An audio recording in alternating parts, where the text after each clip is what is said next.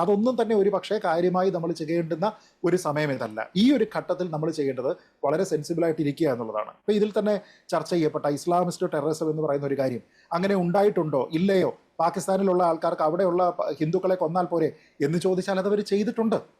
അതവർ ചെയ്തതുകൊണ്ടാണ് സ്വാതന്ത്ര്യത്തിൻ്റെ സമയത്ത് ഏതാണ്ട് 15% വരെ ഉണ്ടായിരുന്ന അവിടുത്തെ ഹിന്ദു പോപ്പുലേഷൻ ഇന്ന് കേവലം 1.6%. ഞാൻ ചോദിക്കുന്നത്, ഈ ആൾക്കാരെല്ലാം എവിടെ പോയി? നാച്ചുറലായിട്ട് മരിച്ചോ? അവർക്ക് റീപ്രൊഡക്ഷനുള്ള കപ്പാസിറ്റി ഇല്ലാതെ ആയതുകൊണ്ട് ഓഫ് സ്പ്രിങ്ങുകളെ ഉണ്ടാക്കാൻ കഴിയാഞ്ഞതാണോ? അവർക്ക് എല്ലാവർക്കും എന്തെങ്കിലും രീതിയിലത്തേക്കുള്ള ബയോളജിക്കലായിട്ടുള്ള പ്രശ്നം ഉണ്ടായതുകൊണ്ട് അടുത്ത തലമുറ ഉണ്ടാകാഞ്ഞതാണോ? അല്ല, അവർ ക്ലെൻസ് ചെയ്യപ്പെട്ടതാണ്. അങ്ങനെ ക്ലെൻസ് ചെയ്യപ്പെട്ടത് കൊണ്ട് തന്നെയാണ് മൈനോറിറ്റീസിന് സുരക്ഷിതമല്ലാത്ത രാജ്യങ്ങളുടെ പട്ടികയിൽ പാകിസ്ഥാനിൽ എല്ലായ്പ്പോഴും റെഗുലറായിട്ട് ഫീച്ചർ ചെയ്യുന്നത്. പാകിസ്ഥാനിലുള്ള റിലീജിയസ് പെർസിക്യൂഷൻ എന്ന് പറയുന്നതും അവിടെയുള്ള ഹിന്ദുക്കൾ നേരിടുന്ന പ്രശ്നങ്ങളെയും പറ്റിയും അന്താരാഷ്ട്ര പഠനങ്ങൾ ഉണ്ടാകുന്നത്, അന്താരാഷ്ട്ര ഫോറങ്ങളിൽ അത് വരുന്നത് അതുകൊണ്ടാണ്.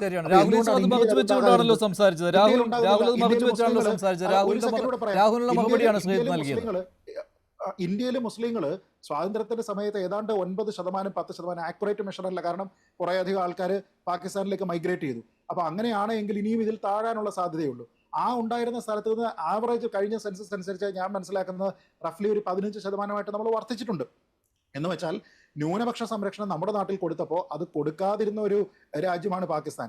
ഡാനിഷ് കനേറിയ എന്ന് പറയുന്ന ഹിന്ദുവായിട്ടുള്ള അവിടുത്തെ ക്രിക്കറ്റർ, അദ്ദേഹത്തിന്റെ ട്വീറ്റ്സ് മതി അവിടെയുള്ള ഹിന്ദുക്കളുടെ അവസ്ഥ എന്താണ് എന്നറിയാൻ. ശരി, പാകിസ്ഥാൻ ഉപപ്രധാനമന്ത്രിയുടെയും പാകിസ്ഥാൻ പ്രതിരോധ മന്ത്രിയുടെയും പ്രസ്താവനകളെ ഡാനിഷ് കനേരിയെ എങ്ങനെയാണ് സംബോധന ചെയ്തിരിക്കുന്നത് എന്നുകൂടി രാഹുൽ താങ്കൾ മനസ്സിലാക്കിയിട്ടുള്ളതാണല്ലോ. മറുപടി ശ്രീജിത്ത് താങ്കൾക്കുള്ള മറുപടിയാണ് നൽകിയത്.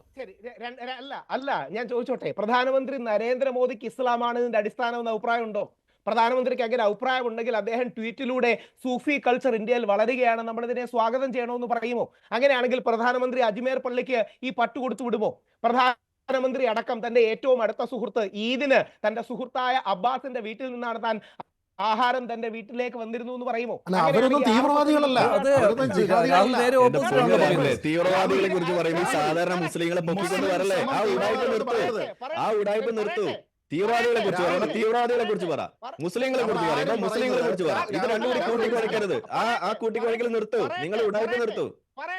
രാഹുൽ, മുസ്ലിം സമം തീവ്രവാദികൾ എന്നല്ല നമ്മളാരും പറയുന്നത് കേട്ടോ. മുസ്ലിം സമം ജിഹാദികളെന്ന് നമ്മളാരും പറയുന്നില്ല.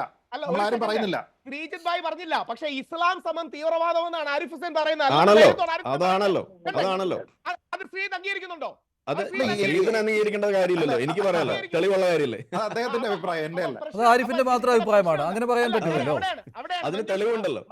ഇല്ലെങ്കിൽ അതിന് പറയും, ഏതാ തെളിവ് വേണ്ടെന്ന് പറയും. ഞാൻ പറഞ്ഞുതരാം. ഗസ്വായ ഹിന്ദ് തീവ്രവാദമാണോ അല്ലേ? പറയും.